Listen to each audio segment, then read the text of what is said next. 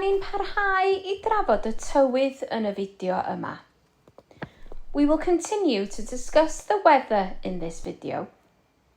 But this time, we will learn how to use the past tense and the future tense. Yn y presennol, in the present tense, we use mae. Sut mae'r tywydd heddiw? How is the weather today? Ond yn y gorffennol, in the past tense, we use roedd. Sut oedd y tywydd ddoe? How was the weather yesterday? Now, to answer, we use the phrase roedd hi'n. It was. Dewch I ymarfer. Look at the pictures and say the answers aloud.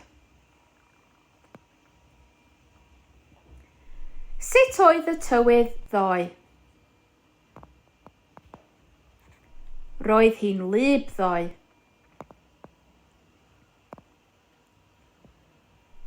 Sut oedd y tywydd ddoe? Roedd hi'n heulog ddoe.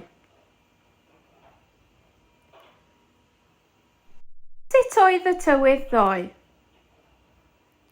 Roedd hi'n wyntog ddoe. Da iawn.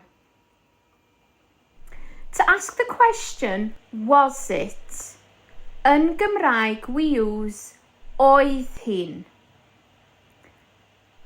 Was it fine yesterday? Oedd hi'n braf ddoe?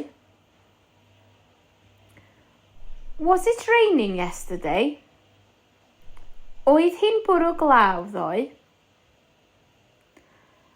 And to answer, using the past tense, oedd.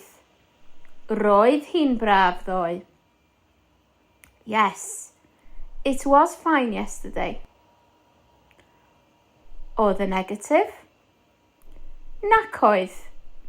Doedd hi ddim yn braf ddoe. No, it wasn't fine yesterday. And now, let's look at the future tense. Y dyfodol yn Gymraeg. When using the future tense, we use bydd. Sut fydd y tywydd yfory? How will the weather be tomorrow? Ac I ateb, to answer, mi fydd hi'n heulog yfory. It will be sunny tomorrow. Mi fydd hi'n wyntog yfory. It will be windy tomorrow. Notice there is a treiglad meddal after me. Mi fydd. And finally, the question, will it be? Yn Gymraeg is fydd hi'n. Fydd hi'n braf yfory? Will it be fine tomorrow? Fydd hi'n bwrw eira yfory? Will it be snowing tomorrow? Notice there is also a treiglad meddal at the beginning of the question. Fydd hi'n? And to answer, bydd. Mi fydd hi'n bwrw glaw yfory. Yes, it will be raining tomorrow. Or the negative, na fydd. Fydd hi ddim yn bwrw glaw yfory.